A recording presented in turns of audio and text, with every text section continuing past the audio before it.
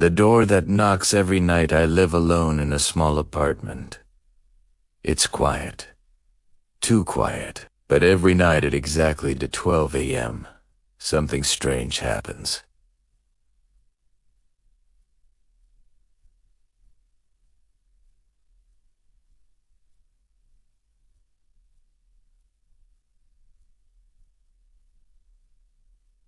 Someone knocks on my door. 3 slow knocks. Knock. Knock. Knock of the first night. I thought it was my neighbor, so I opened the door, but the hallway was empty. No one there. I checked both sides of the hallway. Still nothing. I shrugged it off and went back inside. But the next night, it happened again. 2:12 a.m. 3 knocks. This time I didn't open the door. Instead, I looked through the peephole. The hallway was empty again, but something felt wrong. The air outside looked darker somehow, like the hallway lights were dimmer. 10 soothingly. Someone knocked again. Someone knocked again. But this time, the sound didn't come from the hallway. It came from right behind the door, like someone was standing very close. I slowly stepped back. My heart started beating faster. Then a whisper came through the door. A low voice said, "I know you're inside." My phone buzzed. Suddenly, a notification appeared. It was from my door camera. Someone was at the door. My hands were shaking as I opened the camera feed. But when the video appeared, my blood ran cold, because the person standing outside my door was me. Same clothes, same face, same expression, and the thing that looked like me slowly leaned toward the camera. Then it smiled and whispered, "Let me in." My heart was pounding. The thing on the camera looked exactly like me. Same face, same clothes, same expression, but the smile on its face was wrong. Too wide. Too unnatural. I slowly stepped away from the door, trying to calm my breathing. 10 soothingly. Knock. I jumped. The sound came again. Knock. Knock.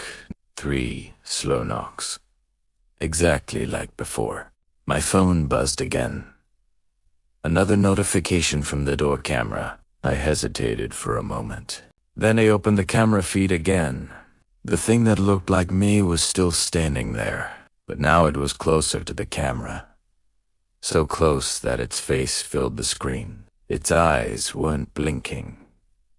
It just stared directly into the camera lens. Then it spoke again. But this time, the voice sounded deeper, almost distorted. "Why won't you open the door?" My hands were shaking badly now. I whispered quietly to myself, "This isn't real." Then suddenly the camera feed changed. The screen switched to another angle. An angle from inside my apartment. My stomach dropped because the camera was showing my living room, my couch, my table, my TV.